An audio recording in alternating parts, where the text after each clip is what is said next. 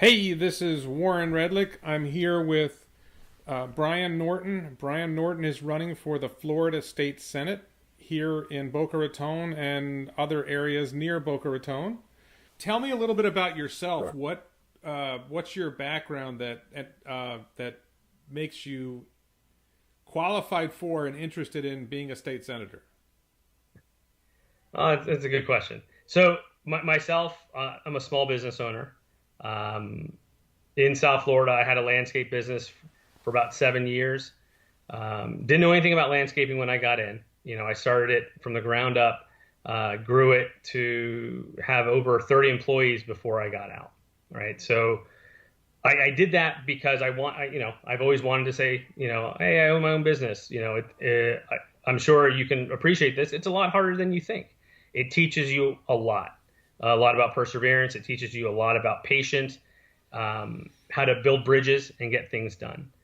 Before that, I was in the IT industry up in Philadelphia, moved down when my wife finished her residency. And we started a family here. I have three young children, all elementary school aged. And that's very important to me. Right now I'm working with a company up in Jupiter that grows microalgae for the aquaculture industry and other industries, right? So they're a massively carbon negative company. They take CO2 to grow the algae. The algae is used for feed and also can be used for biofuels, biosolids, or anything else. Some people are using algae to make plastics and ink and other things. It's very exciting. So from an environmental perspective, it's interesting to see how we can use, some of the basic plant life on Earth and make some changes. But to answer the second part of your question, what makes me qualified is, in the beginning, it's simply that I care about our district, right? I think that our district deserves better than what it's been getting, right? I wasn't, a heavy follower of, the Florida legislature. For the first couple of years I was down here in South Florida. And what started making me take a look was going to the ballot box and not having an option, not having a vote, right? And I felt like, hey, that doesn't seem Let me right. just explain that to the people who are not here, and this is true in a lot of places. A lot of America is gerrymandered, and we Mhm. both live in a area that is gerrymandered Democrat. So Mhm. if you're voting in Democratic primaries, sometimes you have an option. When you're voting in the general Yep. election, there may be no other choice than the Democratic candidate. Or if there is, it's a candidate that no one's heard of and doesn't have a meaningful chance of winning because so many people are going to pull the Democrat lever. And I believe what you're saying is you want to offer people an alternative other than the Democrat choice. Yeah, for me, democracy is about choice, right? It's your ability to choose, right? In our democracy, in our republic, with our rights that we have, at the end of the day, it comes down to you can choose to do this, you can choose to do that. You don't have to do certain things. You don't even have to vote, right? It's a right, but you don't have to. Your choice. And I believe that the people of the district, number one, deserve a choice. Number two, they deserve somebody better that can actually get things done. When I started looking into the record of our current state senator and saying, hey, what has he done for the district? He's been in there for 4 years. He was a state House representative before that. Just so people really know, you're referring to Kevin Rader, right? And Kevin correct. Rader is Yes. now not running for the office, and we'll talk about this later. Yes. There's sort of I don't know if kerfuffle is the right word, but there's been some confusion thrown into the race. You were in before that happened. Yeah. Okay. Correct. Yes. Yes. Yes. Yeah, I was in well before that happened. Came as a surprise to me, but it's welcome anyway. But at the end of the day, it's just looking at how effective are they? How effective can they be? And I use the comparison to our state House representative just a little bit east of us, which is in the state Senate district, Mike Caruso, first time House representative. Right, he's been able to bring back $76 million to his district in appropriations. When I look at our district, how much has Rader brought in? I think it's less than 100,000, right? And to me, it's like why? Okay, so why let not? me ask you about that. What's going on? Hmm. I don't remember ever living in a place where a politician brought in appropriations to wherever I lived and I got any. So why does the average voter I care agree. about a politician bringing appropriations into the district? Well, because if they're bringing appropriations in the district, it's for the causes that you care about, right? So, number one, it's for economic stimulus and jobs, right? They're investing in your district. It may be making improvements to infrastructure, right? Fixing bridges and roads and utilities. It may be solving some problems that are in the community from other designs, putting stimulus in to grow certain areas. Again, at the end of the day, it's not going to go to you. It's not going to go to me. What it's there for is to stimulate the economy and other businesses that are needed that haven't been able to get done, whether it's from the county, here's the thing, city, you or anything mentioned else. This Representative Caruso. Give me an example of something he brought in and why that mattered to the people where he lives. I'm trying to think of one example. So I'll give you an example of what he brought in. It's a little bit different. It's what he saved. What he saved the school district of Palm Beach County, right? So in 2019, do you remember the referendum in Palm Beach County where they did like the penny tax? They levied a tax for the schools for facilities, correct? And in that levy, it specifically said this is to go to non-chartered public schools. Okay. In the 2020 legislature, there was a bill up that basically said that any money raised through for levying must include both charter public schools and non-chartered public schools, and they were going to make it retroactive, right, to the previous fiscal year, right? And that would have included Palm Beach County, even though our language specifically said not only for non-chartered public schools.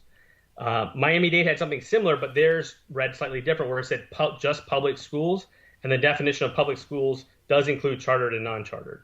Okay, so what that would have cost the school district of Palm Beach County, the taxpayers, you and me, and the county in general, was $50 million worth of money.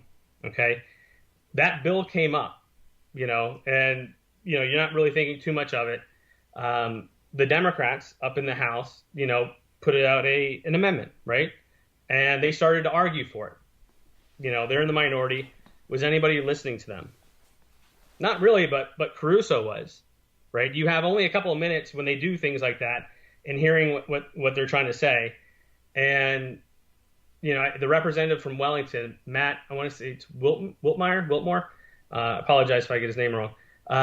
He was, saying, no, we can't do this. It's going to hurt Palm Beach County. He was right to say that. Caruso said, you know what? I think he's right. This is going to cost us. We shouldn't have this. But, the floor wasn't really listening. So what did he do? Because he's a Republican, he was able to walk out of the chamber to where the Speaker of the House was, right? And said, hey, we have a problem here, and here's why. And this is what it's going to do to my district. This is what it's going to do to my county and my school and my people.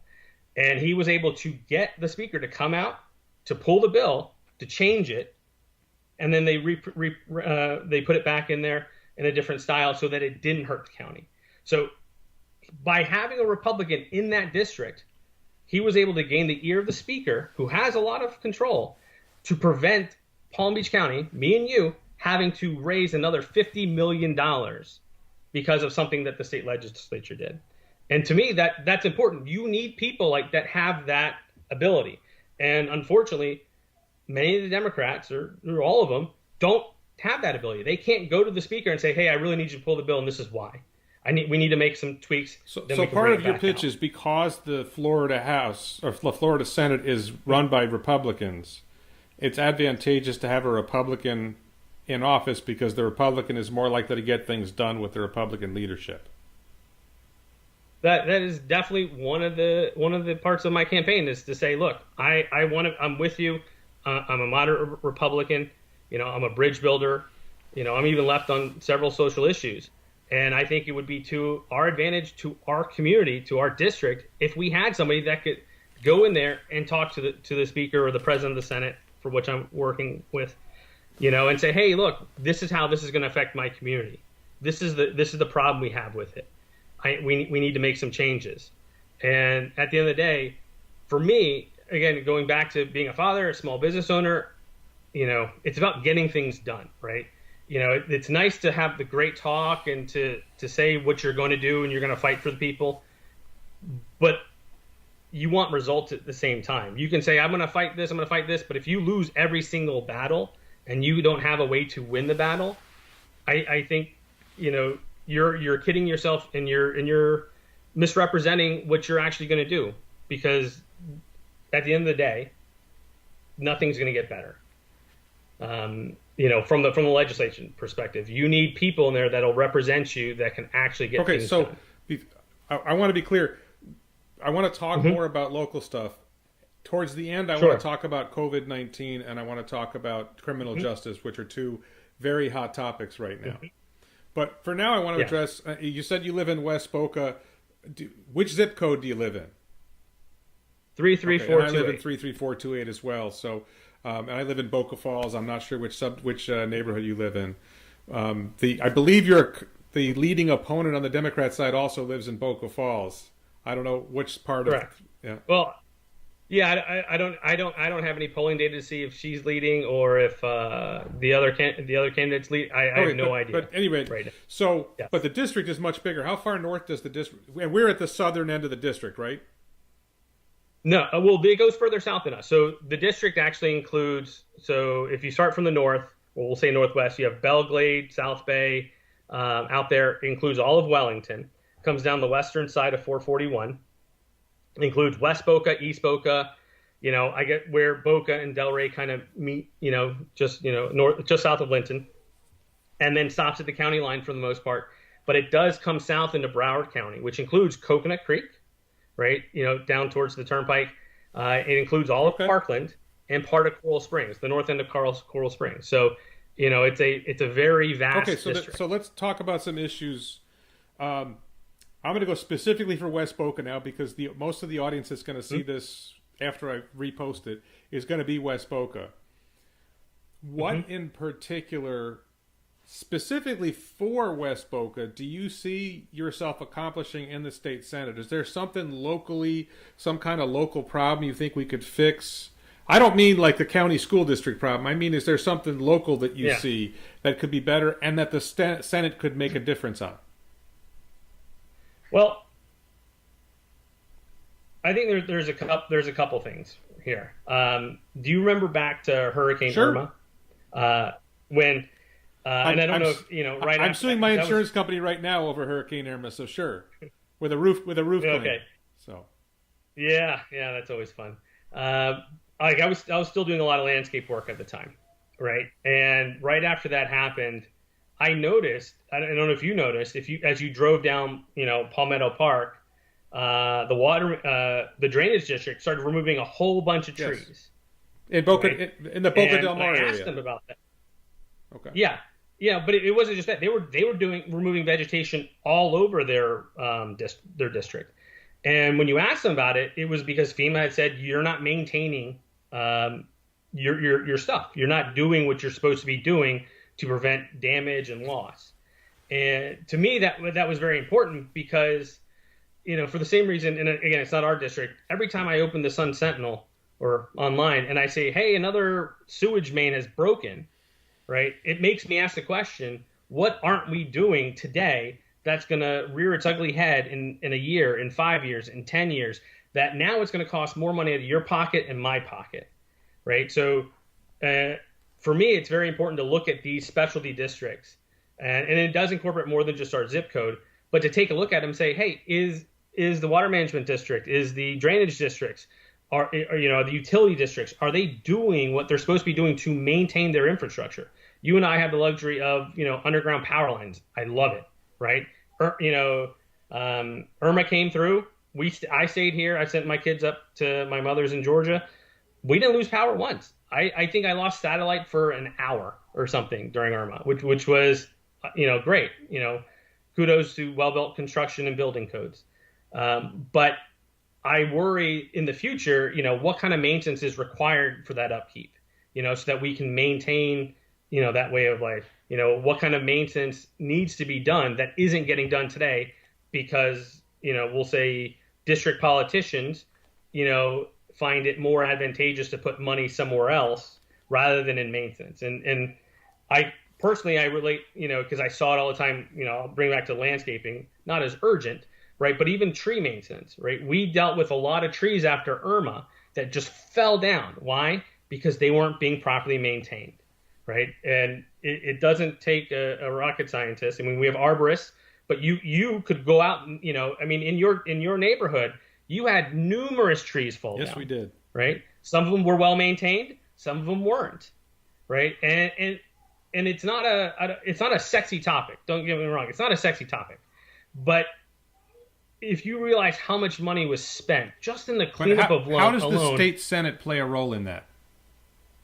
Well, I think it plays a very important role in in the oversight process, right? So it's in looking at those districts, putting harsher accountability into legislation that requires the districts to spend a certain amount on maintenance, right? So if their project says, hey, this is going to be let's say a $300 million project, well, what's the budgeted maintenance on it? Well, it's got to be this. Okay, well, you're required to do that maintenance, right? You can't say, well, we're going to take 25% off of it and put it over here because this is a nicer project. No, you need to maintain the stuff that you do, because at the end of the day, we all end up paying more when they don't do that. Instead of just saying, I'm going to spend this $25 million on the maintenance, I'll spend 15. It's going to cost us an extra 20 to 30 to clean up the mess, when the mess happens. And that's I look at things much more long term. I don't look at it just today and tomorrow. Let me ask you about my own little own little pocket issue. If you drive to the west end of Palmetto Park Road, there's a canal. Yes. If you jumped the canal, there's a big piece of land over there that used to be called the Parker Ranch. Same Parker as the Parker Playhouse. And it was taken by eminent domain about 20 years ago.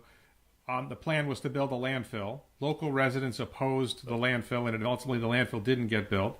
It now has a sign up, and I moved here 8 or 9 years ago, and the sign was there then that said, "Future home of the Fran Rice Preserve." It's been the future home of the Fran Rice Preserve for probably at least 10 years. I'm wondering when it's going to become the present home of the Fran Rice Preserve and what that preserve will be like. I've been on the land. It's basically a big empty piece of land where not much is happening. I think there was some plan that it was going to be used for stormwater drainage, but it doesn't appear that any progress has been made in that. It looks to me like a place that would be great for walking trails or dirt biking trails. Personally, I would put a shooting range out at the west end. That probably wouldn't be popular with a lot of people. Might be popular with some, but not others. But what are you aware of this piece of land? And no candidate I have spoken with yet was even aware that it was there. But if you drive, Loxahatchee Road to the end, it's on the right. Yeah. Like I know the piece of land you're talking about because it's just to the east of the main preserve that's out there, the main the Loxahatchee Wildlife Refuge, right? yes.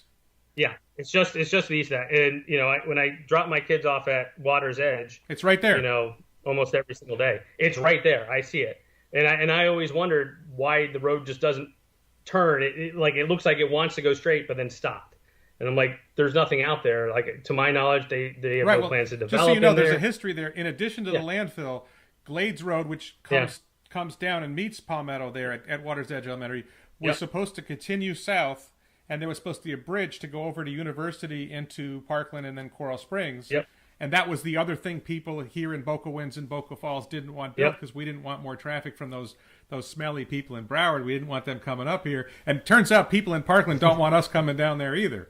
Yeah, I know, because I live in the neighborhood kind of diagonal from you in Boca Reserve, and our road was originally slated Riverside to connect to do the same thing. But then after our developer built it, we were able to get a lot of the land that the county technically owned, the easement, given back to us, right? They abandoned it, and we said, well, give it to us, and they did. So, I definitely feel you there. I like our section of the county. I like how peaceful and secluded it is.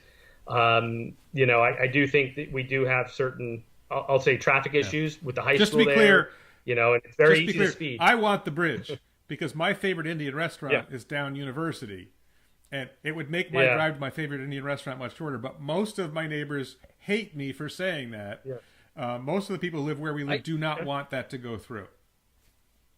Yeah, I feel your pain, because anytime I have to go to Coral Springs or down even the Sawgrass, it's at least a 15, 20-minute drive, because there's so many lights on 441. You know, I know this is more of a county issue, but the timing of the lights are just terrible.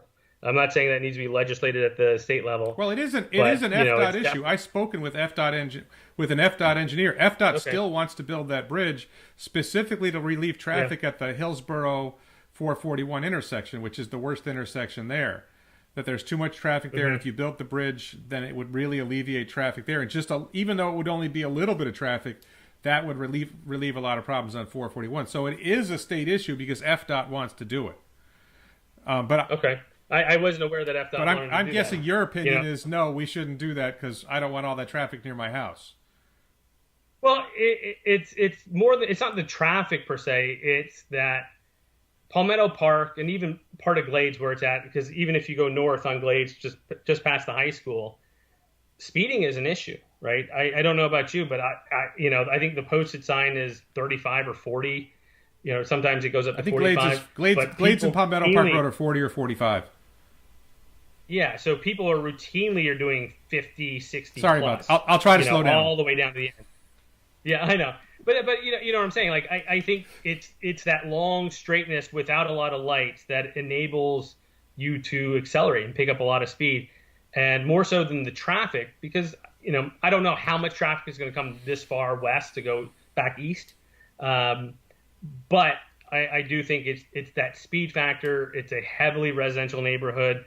A lot of kids. We have, I think, 4 elementary schools in our zip code, I believe. A lot of walkers. Like my kids aren't eligible for the bus. We live way too close to all the schools. We wouldn't be eligible for any busing, right? So you have crossing these streets at high speeds with no stoplights, minimal crossing guards, and I think that's where the danger is posed, is to our kids. I know it's inconvenient for us, and unless, maybe with the self-driving cars, that's going to alleviate some of that speed issue. But, at this time, that's where I look at it as a father is, I think you have to first solve what the current traffic issue, which is the speeding, and then you can take a look at the having more traffic, because I've never seen this, west of 441, Palmetto Park or Glades Road backed up unless it was an auto accident. Let's move on. So I want to ask you, let's start with COVID-19. Sure. You and I probably both shop at the same Publix. You live closer to it than I do. Yep. Your kids go to the same school. My kids are older, so they're not going to Water's Edge anymore, but your kids came home and weren't going to school, and they were taking classes at home or whatever, which is tougher for elementary school, I got to think. What's your take on what's happened with COVID-19 so far? What would you have done differently, and what do you think we need to do in the future? Well, no, first thing, I don't want to play Monday morning quarterback, and that's just because I don't think it adds much value to the conversation, right? Trying to say, well, this should have been done different, this should have been done different.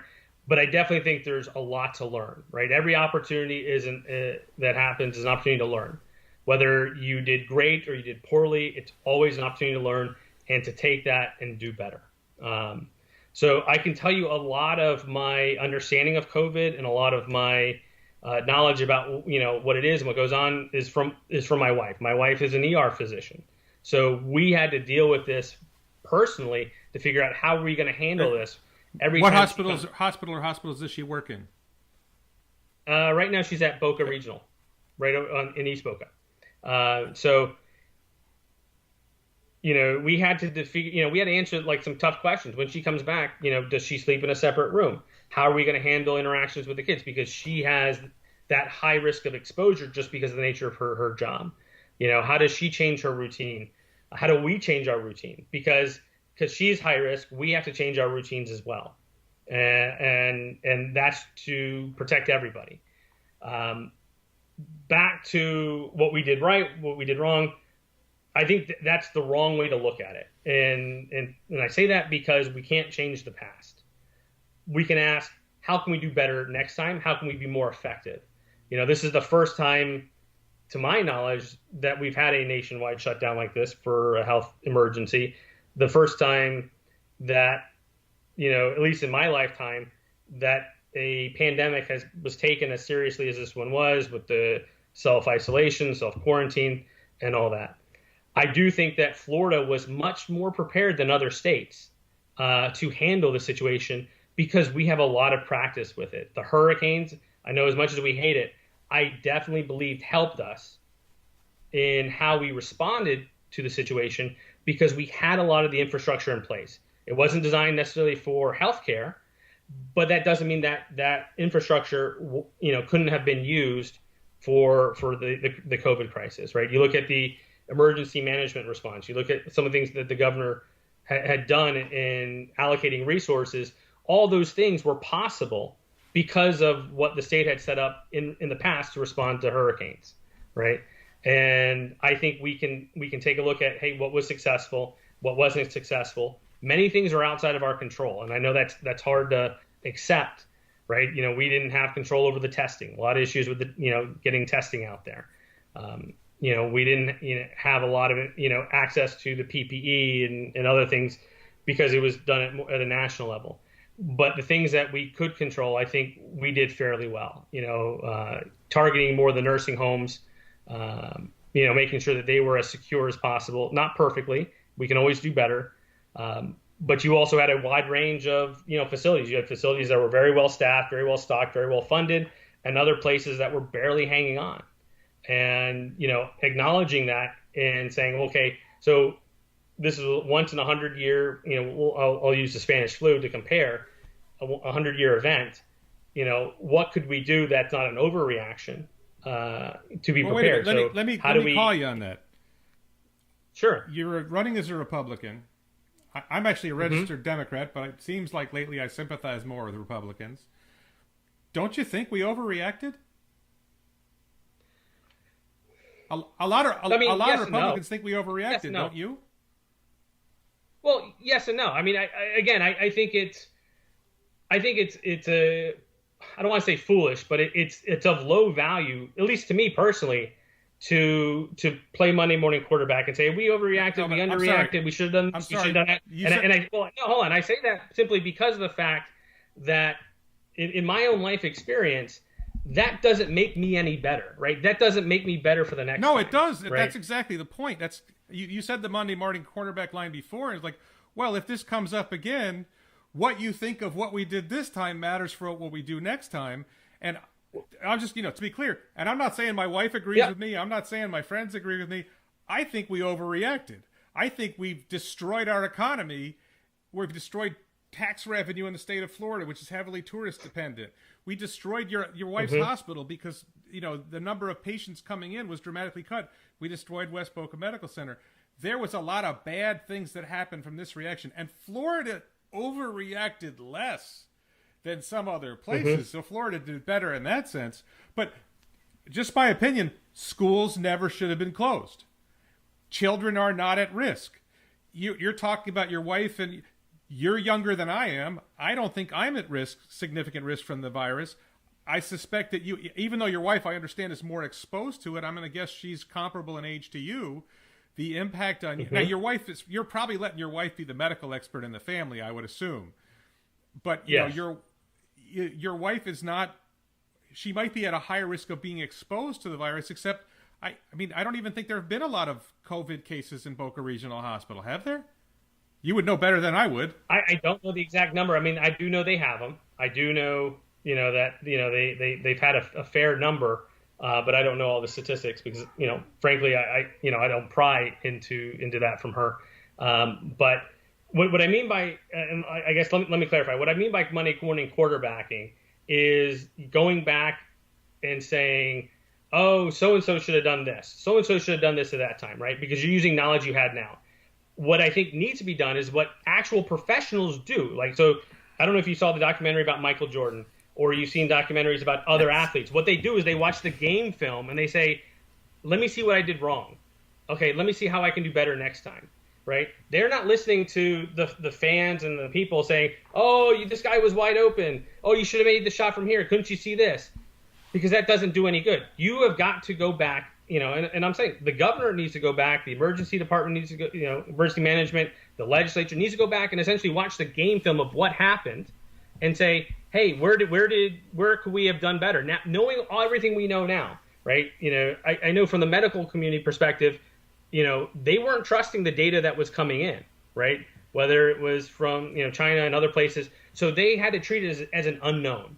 Right. And they're, in order to do what they need to do, they're overly cautious on purpose because they don't know what's going on. They don't know, what works, what doesn't work. I know originally we thought, ventilators were massively important.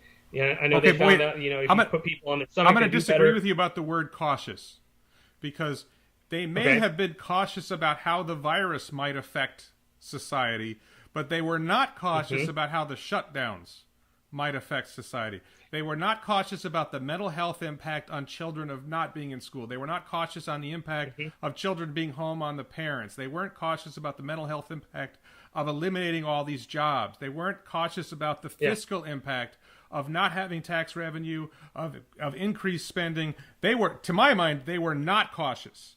They were aggressively careless with regard to everything but the virus. Well, and I'm not going to 100% disagree with you on that. I do, one of my major disappointments with I guess the way this was handled, we'll call it a disappointment, was that we looked to people that were experts in a certain field to be experts in all fields, right? I think you want to ask the physicians in the medical community, what do we need to do about the virus? But you ask economics about, the economy. You ask psychologists about children. How's this going to affect children's mental health? You ask the appropriate people in the appropriate fields. And, in our system of government, it's the leadership that has to go to all those different places and ask those different questions. And they're the ones that make the decision because they have to find the balance between all things, right? The executive has to find that balance. I was proud of Palm Beach County for asking the governor to open up early, right? They said, hey, we can open up before Broward, don't lump us in with Broward and Dade, because we were. But I think, and this is where, like I said, from the social media and I'll call it mainstream, the regular media perspective, people were taking what the medical community is saying about the virus as law of the land for everything.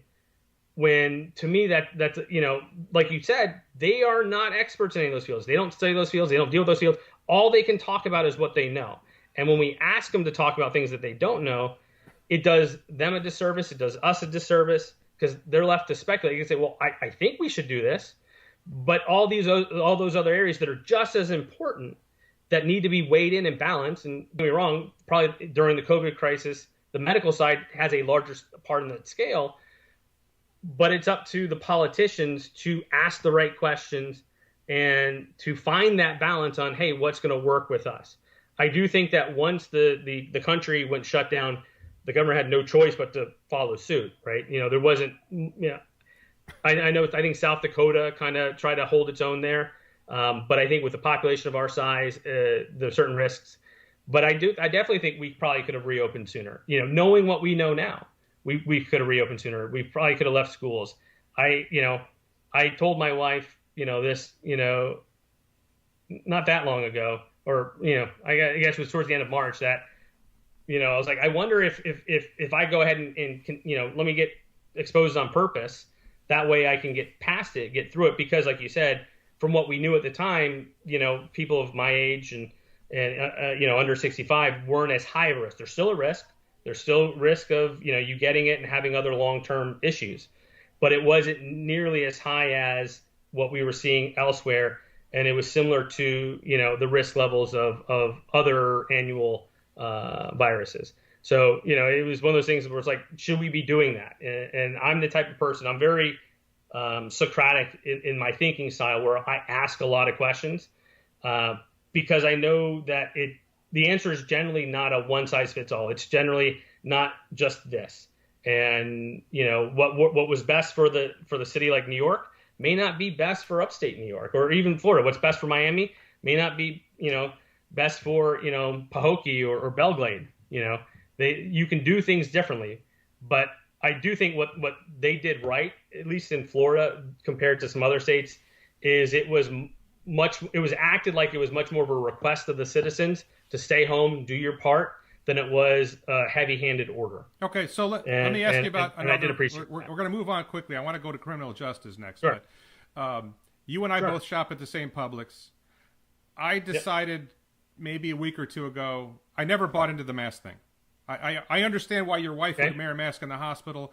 When I visit my mother in the assisted living facility behind Packy's, I wear a mask. I don't visit my mother, I should say. When I go in to drop things off, I'm not allowed to see my mother, with rare exception. Yeah. But I wear a mask when I go into the assisted living facility because those people are genuinely at risk. The risk to people over the age of 65 is significant. Over the age of 75, and my mother's in her mid-80s, the risk is very, very high. Not just for my mother, but for all the residents. So I'm careful when I go in there. But I think otherwise, and I'm not just relying on myself, but WHO documents, an article in the New England Journal of Medicine by doctors from Harvard Medical School, outside of those settings, and I'm including your wife's hospital setting as a serious setting, masks are a joke. This is a fraud. It's not that they're no value at all. It's that their value is so trivial, and no one talks about the negative consequences of masks, that sometimes masks can increase risk of infection. So I'm going to guess you wear a mask when you go into Publix. But how do you feel about the rule that if I don't wear a mask when I'm in Publix, that the police can arrest me for it? I don't like that. This, by the way, is a good segue into criminal justice. Yeah, I mean, I do disagree with my wife on something because, again, my perspective is a little bit different. Although I'm a Republican, she's a Democrat. We get along great, and it's taught me how to talk to Democrats, to be honest. But she's looking at it from a medical perspective. I look at things a little more. I try to look at it a little more holistically, a little more from an economic and social perspective, and I ask a lot of questions. Right? I wear, when I go out, when I do wear a mask, and I'm not saying I always do, because sometimes I honestly forget. Like I'll walk out of the car kind of thinking about something else, and because it's not a habit for me yet. But I do it more as a way of saying, hey, there's a lot that I don't know. I don't know about how, if contagious, and I also want to be supportive because I could be passing by people that are in that age group, that 65 plus age group, and I want them to be comfortable as well, right? So I'm trying to be responsible. I don't disagree with your statement about masks, right? I do think it's I think there's a small level of benefit, but majority of the benefit that's gained is more perceptual than actual. That's what I mean by a fraud. Right? Yeah, that's what I mean. But not the virus is real. I don't want anybody to think I don't think the virus is real. I've been reading data. Like I just read an article about diabetes patients, and the risk to a diabetes patient who's 75 years or older is 15 times as high as the risk to somebody who's under 65. From 65 to 74, it's 3 times as high. 75 plus, it's 15. I'm sure when you get to 85 plus, it's like 50 times as high. So it is a serious risk in some circumstances. And my answer, which is, by the way, one of our commenters, Matt, said, we honestly should have just warned the old and sick to self-isolate instead of shutting down society. And that's my view, that we're actually not doing enough to protect the elderly because we're distracting ourselves with this other stuff. But I want to this is how we segue into criminal justice is, it's one thing to say, hey, I don't like, Warren, I don't like that you're not wearing a mask. I'm going to boycott your business if you don't wear a mask. I'm going to boycott your business if you don't make people wear masks. If that's people's opinions, and then the business owner says, you know what, I got to satisfy the people, everybody's got to wear a mask. I don't like it, but I'm okay with it. But we have seen incidents. There was one, and I saw in New York City. And I'm sorry, just for a little side note, I was at the Burger King on Federal Highway in East Boca, just north of Palmetto Park Road. And I put on, I have this mask that's, it's a joke mask. It's a bandana that's not really protective of anything, but you put it on, people are satisfied. This guy walks in, he takes his shirt and he goes like this. right? The manager of the Burger King screams at him to get out. She's wearing a regular mask like this, not covering her nose. The worker standing next to her is wearing, the minimal medical mask, not the N95. Neither one of them is covering their nose. And they're telling this other guy, he's actually, his mask is a joke too, but at least he's covering his nose. She orders him out. He goes out mad. But that's a business. They're making a decision for their business. I thought it was stupid, but, I still got my burger and ate my burger. But when you get to the point where you send men with guns to force people to wear a mask, you sometimes end up with situations like Eric Garner or George Floyd. And it's a balancing act because, look, I'm sorry, you're a Republican. This isn't just masks. Okay, this is how we segue into criminal justice. Yeah. If you want fewer George Floyds, if you want fewer Eric Garners, if you want fewer Philando Castiles, you need a world where there's fewer police encounters with civilians. And I don't like the word civilian, why? Because I think police are also civilians. But you need fewer encounters between police and other people. The more encounters, because look, I'll buy the argument that most cops are good cops. I actually think it's more of a department-based thing. I am now convinced that the Minneapolis Police Department is rotten to the core. But that doesn't mean that every Minneapolis police officer is bad. But I think a lot of cops in other departments where they are good get negative feedback from this because of something that happened in a bad department. But the way you solve that problem, all these people talking, I don't care whether you're Black Lives Matter or you're the right wing, nobody is offering a solution to this that would matter. Protesting, saying it's not right, that's not fixing it. Saying, those guys should go to jail, well, that's not going to stop the next guy. The thing that stops this, if it's what anybody actually wants, which I'm not sure, people don't just want it for the fun rather than for actually making change. End the war on drugs. Not a very Republican issue, frankly, not much of a Democrat issue either. End the war on drugs. End the traffic enforcement scam. Okay, where I'm a criminal defense lawyer who's made a lot of money in my life defending people accused of crimes, defending traffic tickets, particularly in New York, but here both, defending drunk drivers. The system that we have, where you send men with guns to pull over cars who are often, people don't believe this, often they're basically innocent people. You're creating potentially violent encounters, and you're sending people. Sometimes you got a great department. You and I both know the Boca Police Department. They're probably good people. I haven't heard many bad things about the Boca Police Department. And I follow local crime stories. I write local crime stories. I have a very positive impression of the Palm Beach Sheriff's Office part that handles West Boca. I might have some beefs here or there, but by and large, I think the Palm Beach Sheriff. But I know the Homestead Police Department is rotten. I know the Riviera Beach Police Department is rotten. And without getting to specifics beyond that, there are a lot of police departments in this country that are rotten, and we're not going to fix them by making a big deal out of George Floyd, and we're not going to fix them by complaining about protests or having protests. The way we fix the problem is we say we need less policing. So what do you think about whether we can have actual solutions that will prevent the next or reduce the number of future George Floyds? Yeah, there was yes, a lot I did. there. I went too far. I'm sorry. Yeah. So I definitely agree with a lot of some of your premises. I personally, I have a much more libertarian kind of streak in me, right? I don't want the government. I don't think they have the right to tell me, oh, you need to do this, you need to do that, right? Their first job is to preserve and secure our rights, and secondarily is to provide services to the public, right? And the reason, how do I say this? One of the ideas that I've been discussing with a lot of people is I feel like all too often, this probably goes to what you're talking about, the government tends to put its finger on the scale, right? Oh, we need to correct a problem. I'm going to put my finger on the scale, right?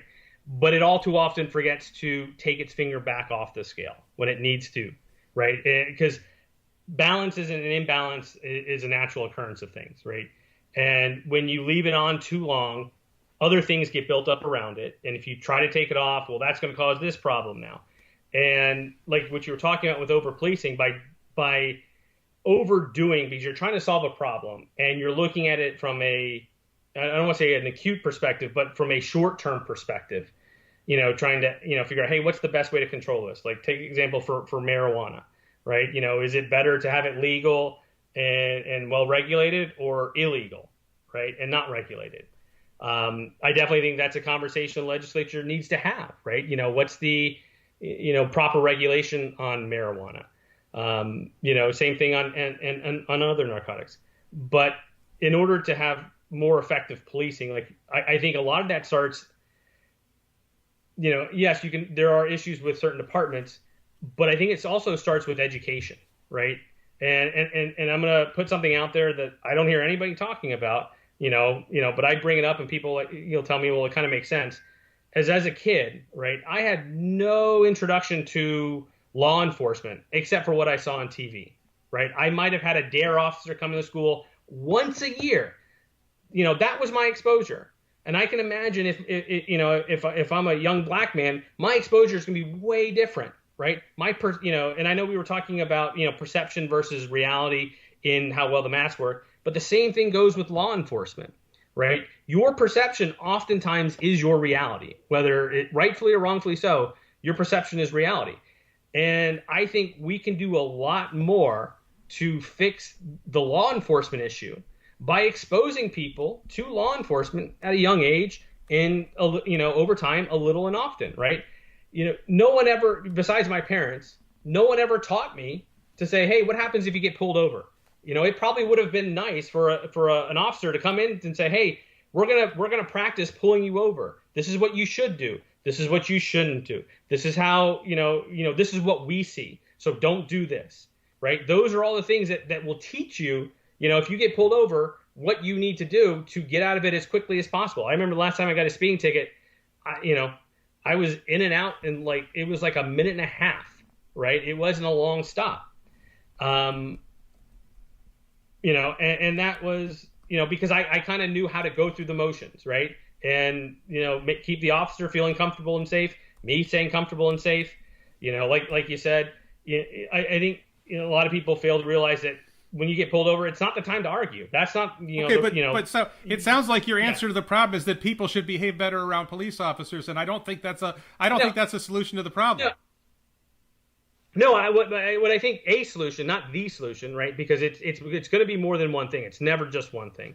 I think a solution that we can do, that we can control in the short term, is exposing our citizens, right? Our children, especially, through education of, hey, this is, more about law enforcement, who they are, what they do, what they're going to do in this situation, what they're going to do in that situation, right? Know your rights. Like, at the same time, you can have a lawyer at the same time and say, hey, this is what you should do from a legal perspective, right? And that goes to one of my platforms being about education, is bringing back, I know we talk a lot about, bringing back the more technical skills, but life skills, right? Preparing our kids for life. When they I don't think you've addressed my approach, which is we need fewer police encounters.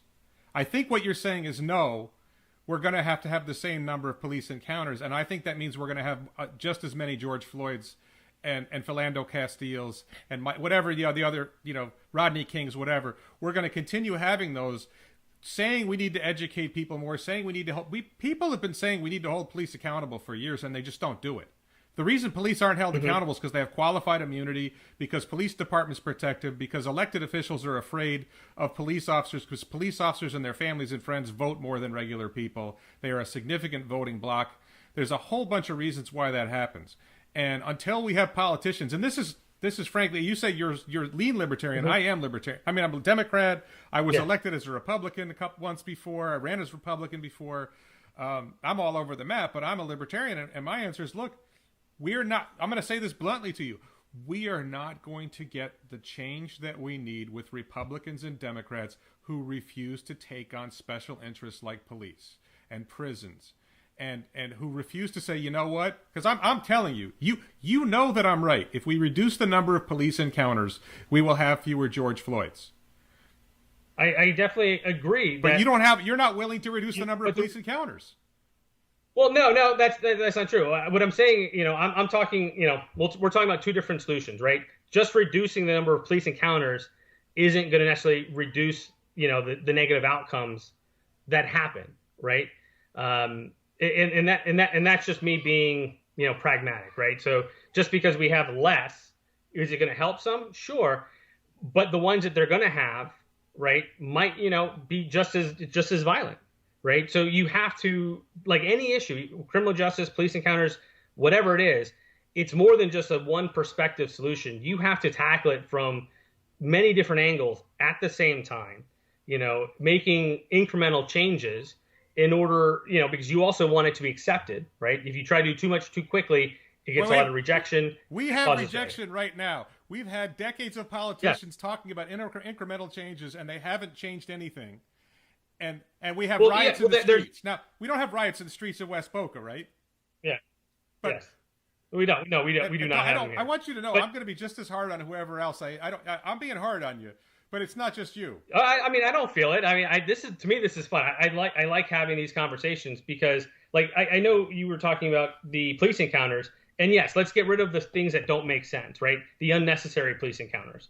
But at the same time, we have to make sure that the like you brought up the issue with making sure that the policies of the police department are consistent with what's going to give us the best results, right? You alluded, because I don't know. I mean, you alluded to like Homestead versus our, we'll say Boca Raton. I'm sure if we looked at their policies, they're vastly different, right? And part of me being, because that's how they might get different results. But part of the libertarian in me, says that the people of that area should have some say in what their police officers their conduct is, and that's through who they vote for, right? And if they vote for people that say, hey, we want to have a much more heavy-handed zero tolerance policy, which is not my perspective, versus another area that says, hey, we want to have a much more forgiving policy, right? That's up to the people of that district, right? And unfortunately, or fortunately, we live in a 50-state union where we have the ability to try things out, right?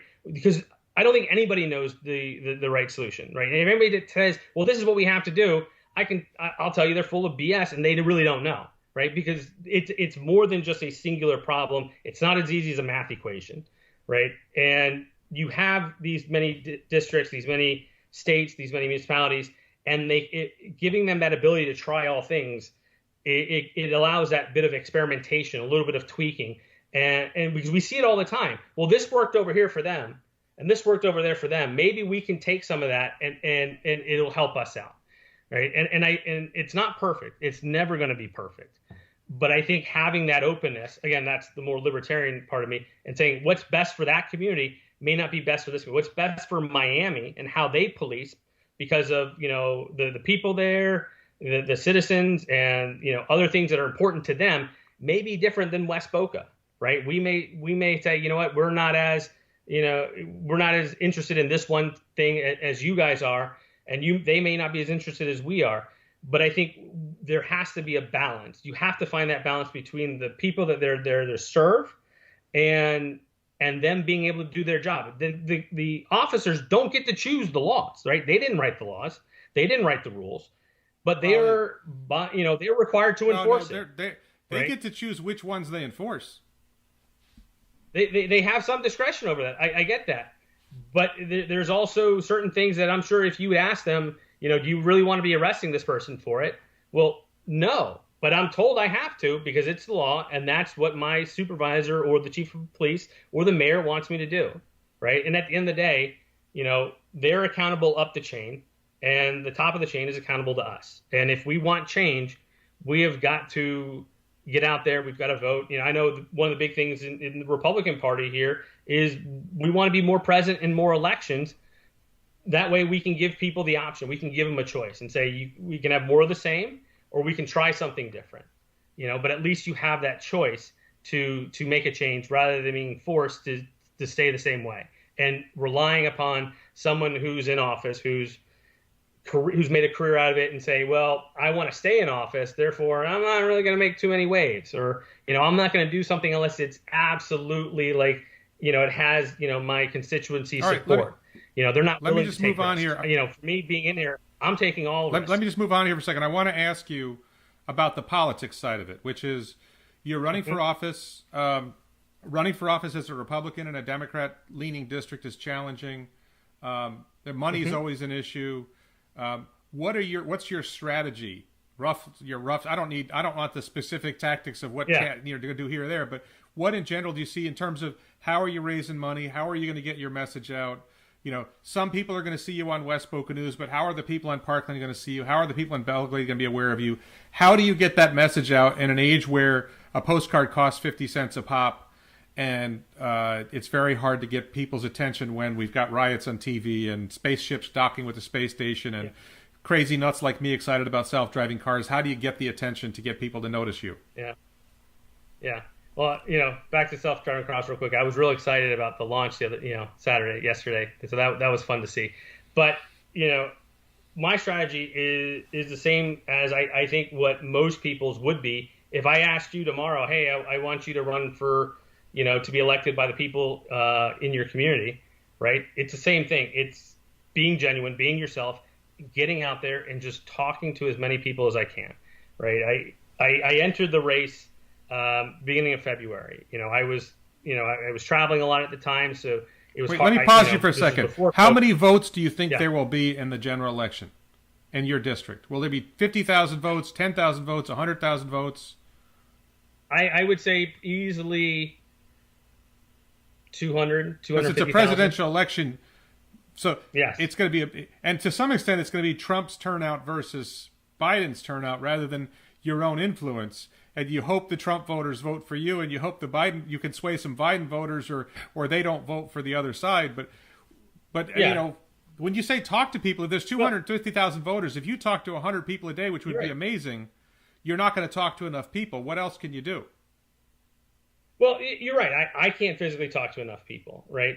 And the way that but it's about how you engage. Like, so, if you and I are talking, at the end of the conversation, I'm always asking you, hey, do you mind telling your friends about me? Do you mind opening up your address book and letting me know, hey, which of the people that would be open and willing to talk to me?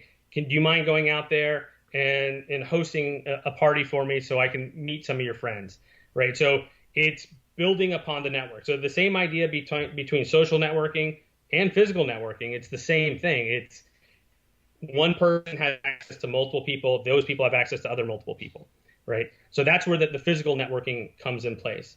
The other thing I tell people is, I don't care who you're voting for from the presidential side, right? That's not important to me. That's not what I'm here for, right? You can vote for Trump, you can vote for Biden, you can vote for the Green Party or anybody else. What I want to do is, number one, let you know who I am, make you comfortable with me so that no matter what party you're in, because we also have a very big NPA community right here. About 30% of the district is NPA. Sure, that means no party affiliation for those who don't know that. Correct. Yeah. And so I want to make sure that they feel, hey, it's okay. Yes, I'm going to vote. Let's say you're a Democrat and you're like, I'm going to vote straight. Normally I vote straight ticket, but because I've talked to Brian, I know Brian, I'm going to give him my vote. Yeah, he happens to be a Republican, but I like what he has to say. I like what he's trying to do for my community, and I think he might actually be able to be effective. And that's where that personal plea, right, that authenticity is most important. And I've seen that because I've talked to a lot of people, right? Because I couldn't go out during COVID. I was traveling for work before that. And so I was spending a lot of time on the phone. The REC gave me a call list and everything. So I just started calling people, right? I have no opposition to that. I am, making a bunch of calls every single day. For people who don't know, the REC is the Republican Executive Committee, which is the committee the committee that leads Republican Party in Palm Beach County. I was a member of that in the past. Yeah. So, you just make calls and you get to talk to people, right? And I'm not calling them saying, hey, I got 30 seconds. Let me get through it real quick. I'm actually having conversations with people, right? Because that allows me to get a better understanding of what they are. And I think, the more I can add to my understanding of the community and of the vast difference of people in the district, the better I can be as a candidate and the better I could be as a politician to support them and to support the community. So it all starts with getting out there, talking to people any number of different ways, whether it's on social media, in person, by phone, and building those networks of people, right? And making them comfortable to say, look, yes, there's an R by my name, but between you and me and what's important to us, this is what's important. That's just something that has to be there, right? Whether it's a D or an R. Let me just ask you this. So I've seen some Republicans who run on like I'm a Trump supporter and that's their campaign, and if in a Republican district that works great. I think your approach sounds like much more viable in our district than it would be somewhere else. But regardless of that, what my point about you can't talk to, even if you talk to 100 people a day, it wouldn't be enough, is what you typically have to do is you have to advertise on television or radio or some other way where you can reach a larger audience. And let me put it this way, because I pick on libertarians all the time about this. If you had to capture your message in 3 or 4 words, make America great again, I'm with her, keep hope alive, what's your 3 or 4 word phrase? And this is my point about this is, and mine, by the way, when I ran for office was stop wasting money. Okay, that was my big thing. Yeah. So if you had to pick a 3 or 4 word phrase that you thought would, and you don't have to have it yet. I found mine on the campaign. Talking to people led me to my phrase. But if you had to pick a 3 or 4 word phrase that you felt summarized your campaign, that you could connect to the other themes you're talking about, do you have one? Yeah, I mean, there are some themes that I am playing with. Like what I find it, and again, this goes back to just having conversations with people. Even you and I, we can find consensus on a lot of things. There are things that we might disagree on conceptually, but at the end of the day, we can find consensus. So saying, look, I'm like you, I'm with you.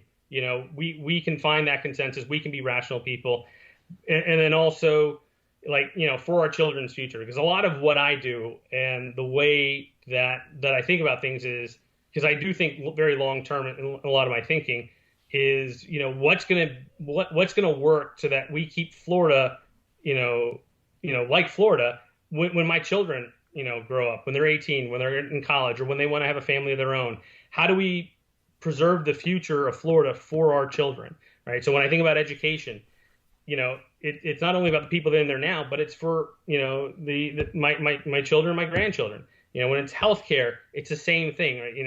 Like I get, frustrated at a lot of the conversation around healthcare because it doesn't actually address the issue. It's all talking up here instead of in the actual, bones of it, where you need to make actual changes and bring back, I don't want to say a simpler, but a less government heavy management of it, to bring back that doctor-patient relationship, right? And doing things that are going to actually, help healthcare for our children in our future and our grandchildren, so that it's still there, right? Because I don't feel that if we continue the way we're going, healthcare is just going to keep going, skyrocketing, or we're going to move towards, more, one size fits all. And I don't think that that's the right way to do it. And I don't think that's going to be best for our kids' future. And that's where I think today we can start making changes, because anything we do today, I mean, this, even if the legislature passes it today, it takes time for it to really trickle into the society. And that's why we have to think, when we do things, we have to think, but not only, short term, midterm, long term, you have to have all those things in mind, because one of the greatest skills, I will say, that of humans is our ability to anticipate things and to adapt to them. And a lot of things can't be anticipated, but a lot of things can. And you can see, hey, if we do this, how is this going to affect certain areas? Okay, well, we know this is probably going to have a problem down the road. How do we mitigate that today, or what's our plan for when that happens? How do we make changes going forward? Right, so long story, I know I talked. No, let me ask you something else that popped into my head. I should have asked you about this before, with criminal justice related, I guess. You mentioned that your district includes Parkland. Parkland is the home of Marjorie Stoneman Douglas High School, which is roughly 5 miles from both of our houses, as the crow flies, not driving, because we don't have our road through it. Gun control is a big issue. A lot of my neighbors think they don't really, to my opinion, have well-formed ideas about what gun regulations they would want to put. They just want to ban the scary guns, and they don't have any idea what that means. You're running as a Republican. Republicans generally support, with I think some major exceptions, the right to keep and bear arms. And what's your take on so-called assault weapons? What's your take on handguns? Actually, let's take a step back. Specifically with Marjorie Stoneman Douglas, let's focus on this particular thing. What would you do to reduce the risk? First of all, do you think, Does this rank as a big concern? And if so, what would you do about making schools safer? Well, yeah, I mean, definitely school safety is a very big concern because I remember, where I was when that happened, because it was on Valentine's Day, and I was out kind of doing some Valentine's Day shopping. And then not too long ago, I don't know if you remember this because I was at a pool party, I think it was sometime last year, there was a little scare at the middle school, right? Do you remember hearing about that? And I was at a pool party with my kids, with their classmates, and you see the helicopters going over. So it's a very real concern for me as a parent. And, because I am pragmatic like I am, there are certain realizations that I've accepted, right? So I'm not going to, you're not going to change the Second Amendment, right? You have the Heller, Supreme Court decision, which, codifies a lot, right? So until there's certain changes at the top, I know as much as people want to say, well, we can do this, we can do that, there's a lot of things you can't do. I am definitely for common sense gun, well, what does that mean? What's common sense gun reform? So for example, it's making sure that guns aren't in the hands of people that are mentally ill. How do you do that? Right.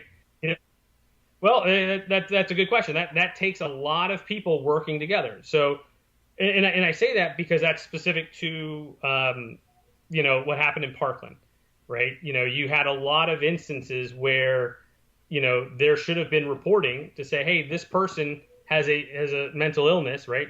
This kid has issues, essentially, and I know people don't like the idea of having databases and things like that, but there needs to be a way for people of the psychology expertise or medical expertise to be able to say, look, hey, this person, if I think that they're enough of a danger to themselves and to others, and whether it's police, and there are red flag laws now, I need to be able to kind of, put my hand up somewhere and say, hey, this person deserves at least a more in-depth look. Okay, so, but right? Here's my problem with that. And that here's my problem with that. That requires proper Here's reporting. my problem with that. Give Nancy Pelosi that power, and anyone who has any mental health diagnosis at all can't have a gun anymore. Again, I don't think that should be done at the state level. I mean, sorry, at the national level. Okay, but do it at the state level, and a Democrat gets control of the state. Sooner or later, the Democrats are going to win the state, at least for a little while, and they're going to decide. Look, the head of the Department of Agriculture's Nikki Fried. I actually voted for Nikki Fried. That's a long story, but maybe Nikki Fried becomes the next governor, and she says, "Well, okay, any mental health diagnosis at all, you can't have a gun." But that's what the legislature's there for. No, right? No, that's what the Second Amendment's there for, to say no, you can't do that, and that's what we need people like you to say no, we can't do that. If you're going to say that, Well, yes and no, right? The way, again, if you look at, the way the Heller decision was made and other Supreme Court decisions, the Second Amendment isn't universal, right? It doesn't give you the right to own a bazooka. I'm not sure about that. And shoot that thing. I'm not sure I agree with you on that. Let me ask you this. Can I have my scary black rifle with 30-round super clips and a chainsaw bayonet? Right now, yes, you can. No, but if you have, have your common sense gun, that is fictional, by the way. The chainsaw bayonet, I'm sure you can find someone on YouTube who's done it. Your view of common sense gun reform? I don't believe in common sense gun reform. I believe that common sense is nonsense. That most of the people who talk about it don't know anything about guns. But does your notion of common sense gun reform say I can't start to control what kind of firearm I can have? I think at a certain, again, I think at a certain level, yes, right. You don't want weapons of mass destruction in individuals' hands. Well, what's a weapon of mass destruction? Again, I'll use an RPG, right? Or a rocket propelled grenade. I would argue, any kind of projectile that can target more than one person at a time, right? I don't think that is as an ideal. And I know shotguns, you can argue that, but they're less effective for the way they are. But this is my point. That's exactly my point. When you let shotguns slip into that conversation, all of a sudden, well, wait a minute, now you're going to regulate shotguns. It's like they already are. I'm going to say to you bluntly, the only answer is government should. This is my opinion, and I'm not saying your voters share this view. Some do. But my answer is no, the government doesn't have any power to regulate this stuff. And yes, I should be able to own an RPG. If the government can have one, I can have one. That's the whole point of a militia. If you believe in the militia, then I should be able to have whatever the militia has. I how do I say this? I partially agree with you on that, right? I am a big fan of the idea of, the number one, I do support your right to own a gun. That's Second Amendment, right? That is very clear, and it's there for many reasons. And I don't think it should go away, right? I think it's there for many reasons. But at the same time, I do think that you do have an argument of that well-regulated militia, right? And what the purpose of the well-regulated militia is. And I know Heller didn't quite, they kind of pushed it off to the side, which I disagreed with. But I do think it's important because I think the most important thing is I grew up around guns. My father owned guns. I've shot, A4s and a lot of handguns and shotguns, been to the gun range many times, and other long rifles. But I think the most important thing that it taught me was, number one, that it's a tool, right? Just like a knife is, that in training and exposure are just as important as whether you want to have one or not. That's your choice, right? That's your right. You can decide. And again, it comes down to choice. Just because you have the right to do something doesn't mean you have to, right? Just because you have the right to own a gun doesn't mean you have to. And I think, everybody would be better off being exposed to certain things, at least going through the trainings, at least having shot one, of different things to know what it is. I'm not going to, say that, especially as a kid, when you get those little, M80s and you were, blowing things up, that was fun, right? You knew that. And sometimes, yes, there's an entertainment value to firing weapons at the range, right? There's a skills practice part of it. But there's also that little bit of something else that nobody ever talks about, that it's that exposure to that enlightens you on what it really is. I remember the first time I handled a gun, I was scared out of my mind because of all you knew about it was what you saw on TV, what you saw on the news. I'm the same way. And until you get that exposure, I'm the same way. It teaches you a different level. I'm the same way, and actually, people think I'm a gun nut. I actually don't like shooting. The only gun I actually like shooting a little is my baby .22 rifle, Mossberg Plinkster, which is tiny. Anything that's more serious than that, it's too loud, too much recoil. I train with them so that I will be accurate with them if I have to shoot them, but I don't like them. I find them uncomfortable. I find it loud. I don't even like the smells at a range, even though I like the camaraderie. I should say I like the camaraderie that you often get at the range. But personally, I'd rather hit golf balls. I'd rather shoot baskets with a basketball. I'd rather, whatever. So my friends think I'm a gun nut. I'm like, I'm not a gun nut. I don't actually like them. I just believe that it's important that we have them and that we're trained with them.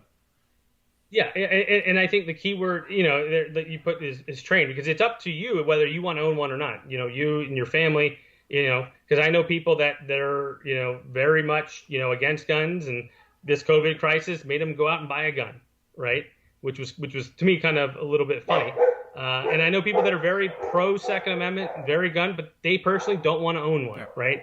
And it's just their own choice, and I respect that, and I love that we have that choice.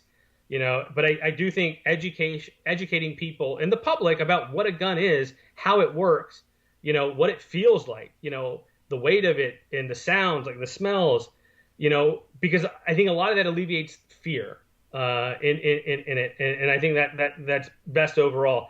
We can have a longer debate about, rocket propelled grenades and everything else like that. Well, one of the things I'm I've always been extreme on surprised that. about. We can agree I'm extreme on RPGs, right? Yes, yeah. Well, I mean, who wouldn't want to own a tank and drive around Tanks like are Arnold legal. Schwarzenegger, right? Tanks are I know. legal.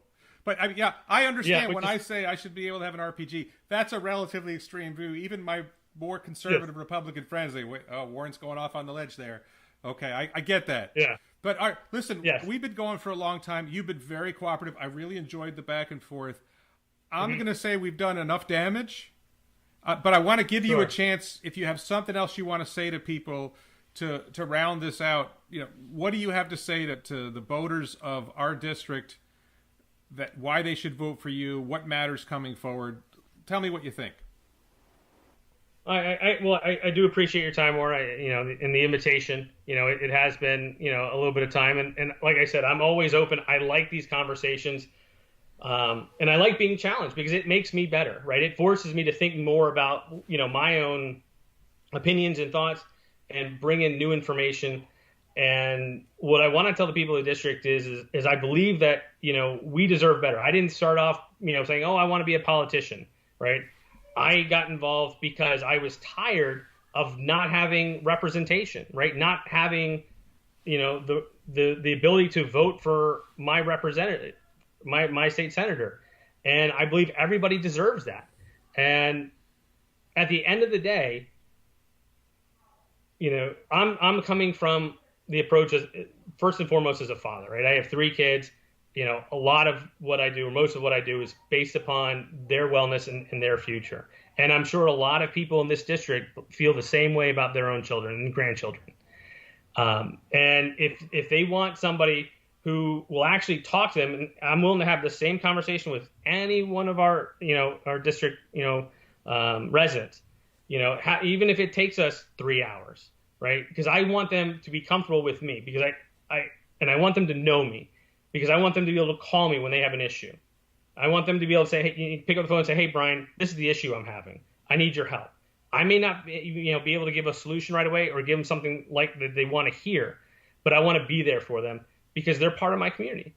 I want to know, what's going on, in their lives. I want to know, hey, what's the state doing well for you? What's it not doing well for you? Because all that information is going to make me better. It's going to make me a better individual, a better candidate, and if I win, a better legislator. The main things that I will say that I am focusing on, again, is education, it's healthcare, it's the environment, because all those things, I know they don't sound very Republican, but I think they in fact, they really are, because we need to fix these problems that we've been hearing for years. And I'm just tired of hearing people talking about, oh, I want to do this, I want to do that. I'm very much about just getting it done. Putting something in there, let's try it, let's move on. If it doesn't work, we try something else, but we've got to be actively making progress, not just making speeches.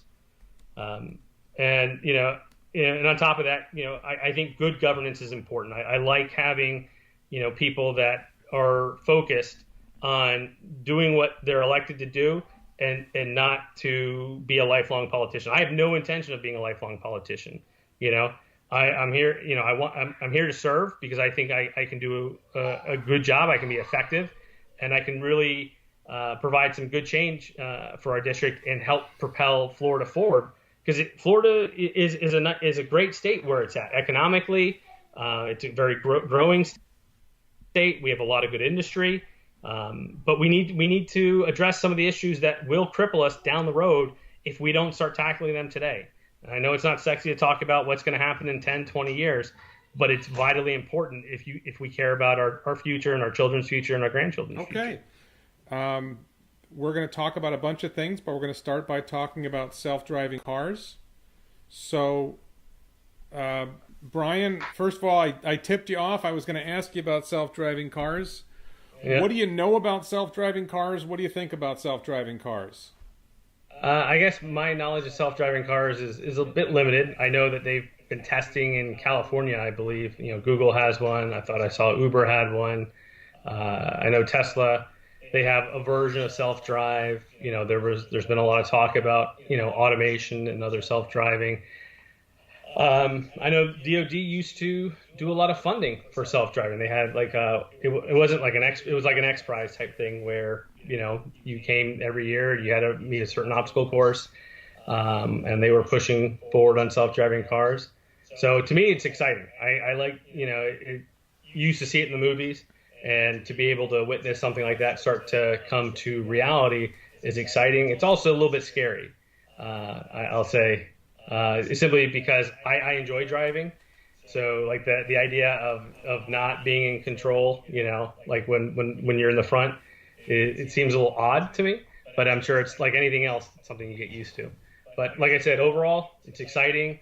It's interesting. I'd love to see where they go with it, and to see, more so than the passenger side of things, where else could that be used? Okay, so I brought it up because you're running for state senate. And Florida state law is involved in regulating what's allowed and what's not allowed with self-driving cars. Currently, Florida statutes are favorable to self-driving cars. And I'm asking you about this because you're seeking office in a position that would have influence over self-driving cars. Yeah. And by the way, I've had this conversation with many candidates, several candidates already, some elected officials, some people who are running for office, or people who have been elected, held other offices. And it's my feeling, and the purpose of this communication is as much about educating candidates and politicians as it is about getting answers, because so far, and no offense including you, so far most politicians don't know that much about the state of self-driving cars. So just for an example, what you just mentioned, Teslas are already to some extent self-driving. Yeah, I know they had a feature. I guess it's how you define self-driving. For me, like they have that auto cruise feature. Yeah. Like I know people that have Teslas and they tell me about it. I guess I'm thinking of self-driving in like the way like Minority Report style self-driving. Well, that's coming, but right now, exactly. Many Teslas have smart summon, where they walk out of a restaurant and they press a button on their phone and they watch, and their car backs out of a parking spot and drives up and picks them up. Or walk out of a store, whatever it is. And I believe different people have different opinions, even within the Tesla fanboy community that I'm involved with. I think that self-driving cars are coming very quickly, and that if you are elected to the state senate this fall, is it 2-year or 4-year term? It's a 4-year term. So by the end of your 4-year term, and I think early in your 4-year term, you're going to see self-driving cars on the roads here in Florida. Yeah, I have no problem with it. And like you said, it's something that's not high on the radar when it comes to, what most people are talking about. But I'm definitely interested in it and excited about it. But I do, like what you're offering today, I do want to learn more. I don't, because I don't know that much, because I don't own a self-driving car. So an example of something that I've talked with, there was a candidate who was running for sheriff, and I was talking with him about this. And here's a situation that the Florida state legislature may very well have to deal with. There's a self-driving car. It's empty. There's no one in it. Okay. A police officer sees it and thinks it's doing something wrong, and he wants to write a ticket. He puts his lights on, the car pulls over, he walks up, there's no one in it. Who's he supposed to give the ticket to? It's a very good question. It's a very good question. But it's a question you might have to answer. Yes. No, it is. And I want to give you an answer right now, because it's something that you want to give very serious thought to, because it's not just this or that, right? It may be based upon who sent the car out. What's the purpose of the officer pulling it over, right? Is it something where it's a legitimate glitch in the system, right? Is it something that the officer didn't see something and he was pulling it over for a different reason? So the many different circumstances that maybe come up, whether it's getting pulled over, even in an accident. Like I know there was an accident with Tesla a year or two ago where they were trying to determine if it was the auto feature that was messed up, right? Who's liable for that, right? All those are very good questions, and I think you have to spend the time and think through those lines of thinking, because there could be many different answers, and one size fits all approach may not be right. Because, so for example, imagine it's a semi versus a passenger car. Right, and is it the person that programmed the route? Is it the coding? Is it the people that are whose goods are being transported? Who owns the liability? And then how do you even insure against that? Like, how do you develop the actuarial tables for that? Well, let's take it further. All those are perfect. Let's take it further. So right now, the DMV issues driver's licenses, and it is my prediction, and I'm extreme in this, but it's my prediction that we are going to see fewer people getting driver's licenses. That if you have a world of self-driving cars, and the scenario that I predict will happen is a self-driving car eventually, and not very far down the road, will cost less per mile than owning your own car. Definitely. And a lot of people will choose to ride in robo-taxis, self-driving robo-taxis, rather than paying to own their own car. And as that shift occurs, there's going to be less people going to DMV. if the cars drive as safe as believers, people like me think, there's going to be fewer accidents. There's not really going to be a reason to stop a self-driving car because it's inherently safe or much safer, and it's not really clear what a police officer do. Sorry, I'm reading a comment. As important as properly defining, I don't know what ad coelum property rights are, Thaddeus. Somebody's asking a question about property rights and how they impact that, so I'm not going to address that, Thaddeus, because I think that's off. Yeah. I don't know where you're going with that. So I think there are particular issues like, will we still need a DMV? Will we still need as many police officers? And here's what I found with most politicians, and you may or may not fit in this category, and maybe you should fit in this category if you want to be a successful politician, but if we don't need police to pull over cars, and roughly half of the crimes in Palm Beach County, Florida, are vehicular related. They're either driving while suspended or driving without a license or drunk driving. Roughly half the crimes are driving related, or they pulled somebody over and they found drugs in the car. Yep. That would basically eliminate half the crime. So maybe we would need half the police officers. So the question is, are you willing to let some police officer jobs go? Are you willing to say, we don't need so many people working in the DMV, we can shrink the DMV? Are those decisions you're willing to make, or are you committed to jobs? Well, no, I'm willing to make those decisions because like one of the philosophies that I live personally, professionally, and I put out to other people is what was good enough for yesterday may not be good enough for today, and what's good enough for today may not be good enough for tomorrow. And that all that says is really things change over time, and you have to adapt to it, right? So you may not need the DMV the way that we see it today. You may need a different type of DMV, right? Instead of it being filled with people that are processing paperwork and doing driving tests, there are people that are reviewing code and saying, hey, we're issuing a driver's license to this version of the software, right? On this vehicle. Say, yes, this vehicle has passed its driver's test, essentially. Just because, and this is like one of the other concerns of self-driving cars, because as you said, law enforcement pulls over a lot of people. They find drugs, people without a license, things like that. If the cars are safer, it's not that some of those crimes are going down. Like you don't have to worry about driving without a license, but they could still be transporting drugs. Yeah. Right. So I don't want to say that the instance of certain crimes are going down just because they're not being pulled over. What to me that says is we need to transition resources. Right. So if we have, think of highway patrol, you may need less highway patrol or a different type of highway patrol. What they look at differently. Same thing with, regular law enforcement, where not necessarily you have to cut those jobs, you just reallocate them, right? You say, well, we're going to move the people that were doing normal, traffic citations to doing other things because, again, statistically speaking, it's not necessary, right? We have a lot less drivers. Not to say that you're going to have zero, because I know there's always going to be people that want to drive their, 1960, Mustang or anything, something like that. And, you'll still need some form of traffic control for that. But I'm perfectly willing. Hold on 1 second. To look Matt, you say there's an echo. Are you hearing the echo on both people or one of us? And if so, which one of us? Go ahead. So to answer your question, long story short, definitely open to listening to, and if something's not right, don't keep it open, right? If you don't need as many traffic cops, okay, maybe we need more cops in a different perspective, right? Same thing with the DMV. You have to adapt to the environment that you're in order to best suit that environment. Okay. So I want to go to this question we've got. Brian is like, I asked you before, Brian, about headset. Do you think you can put a headset on? Yeah, give me 1 second. And when you put the headset on, mute while not speaking. It sounds pretty good, though. Okay. This may or may not help, but I just want to give it a shot. Just close this. Where's my headset?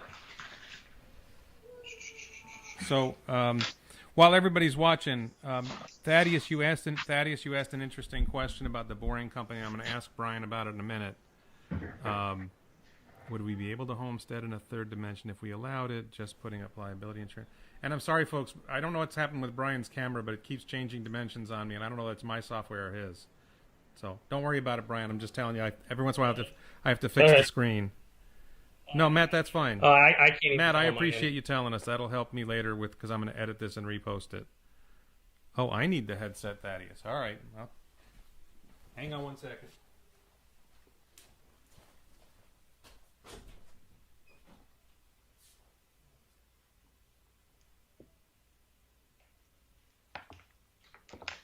Let me see.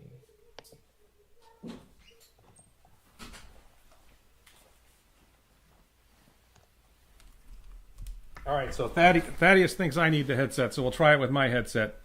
So, Thaddeus had a question. I'm going to ask you about a different question. We're going to come back to self-driving cars. Can you hear me okay?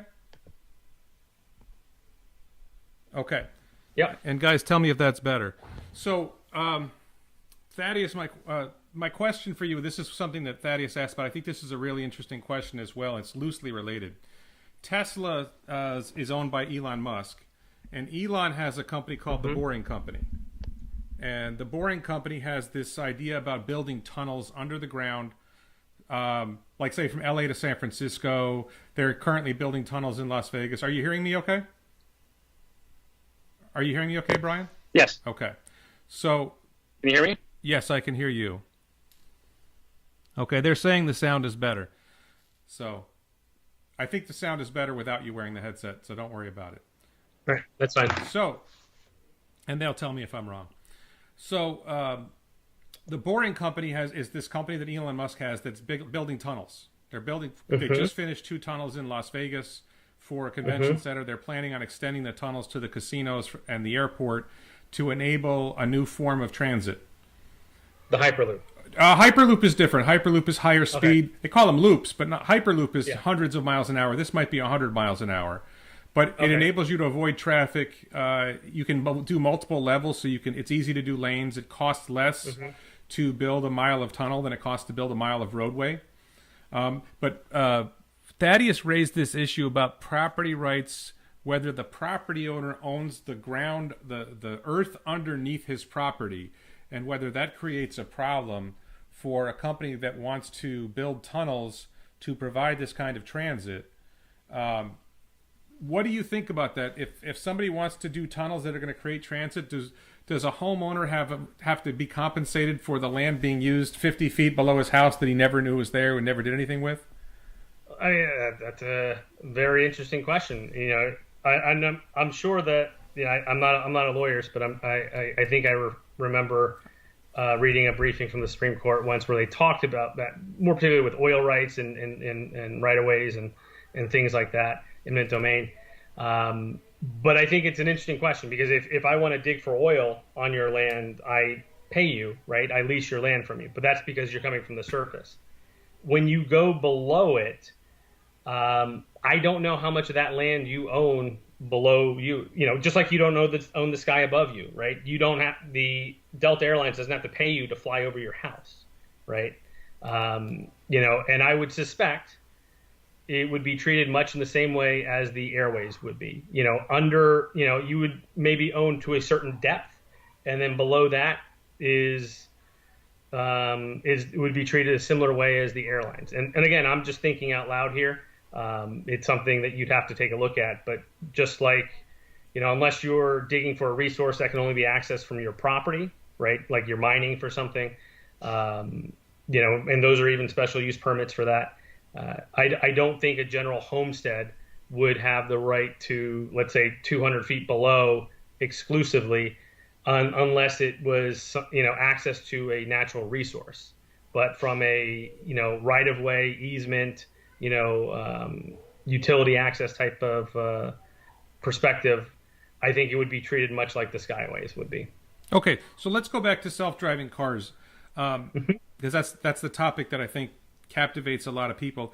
I see us heading to a world where people, we have self-driving cars everywhere. It could have a huge impact on state revenue because my picture is Tesla produces the self-driving cars and doesn't sell them.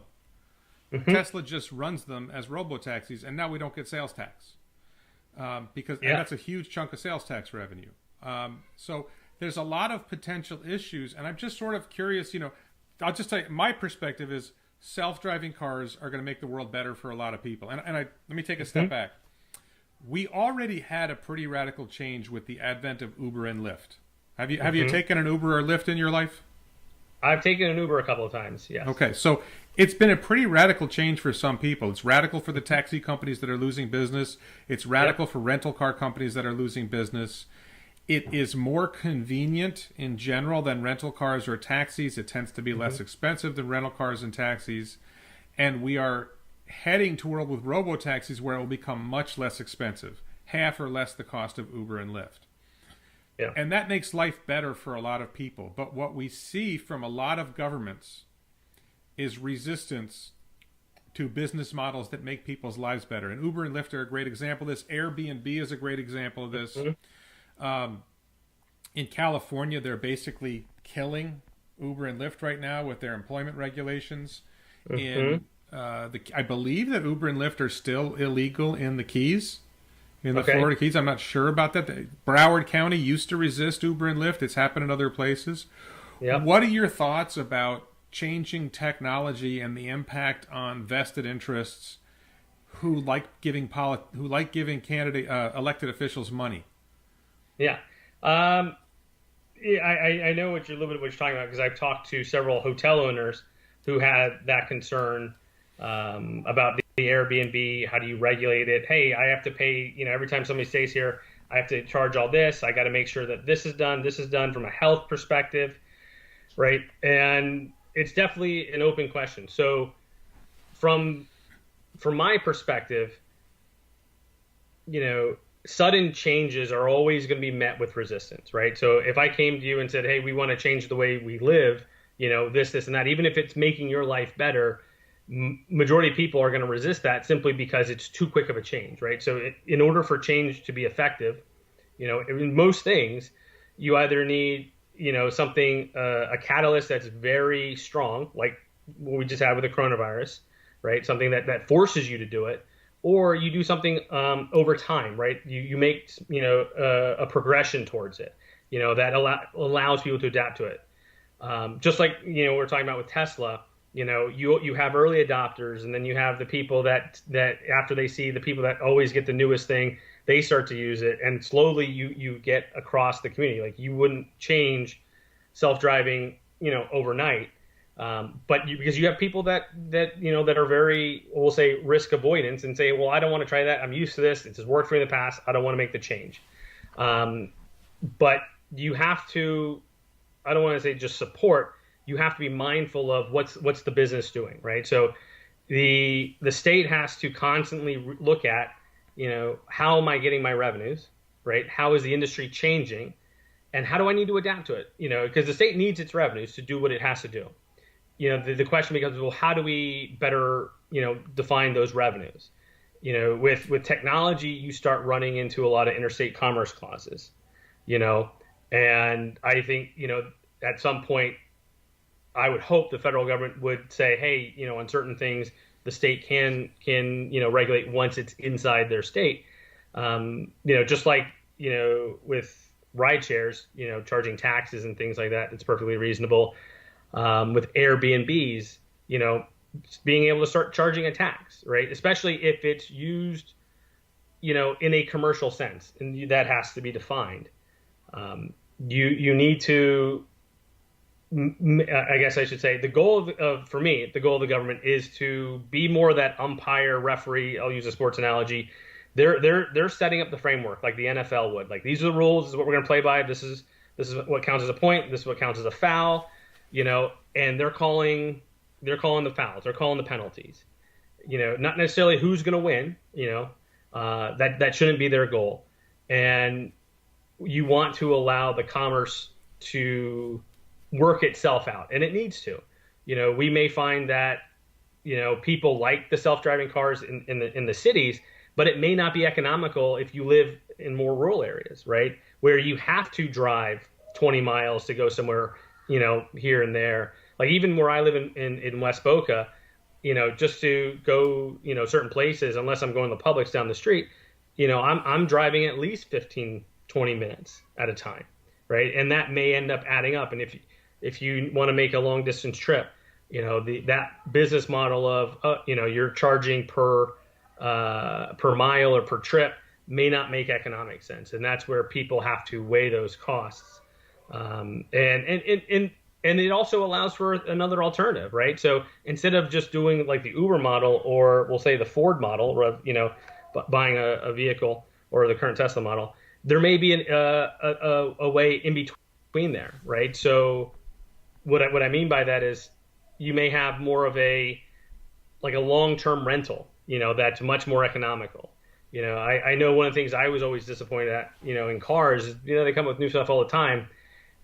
But if you build them to last a long time, I think they have much more value to the individual, and if they can be upgraded, instead of how you have to replace your phone every single year, if you can upgrade a single part in it and make it better, I'm disappointed when, like in the iPhone, I can't replace the battery very easily, like we could in the old Nokia phones. If, hey, the battery went bad, let me just get a new battery.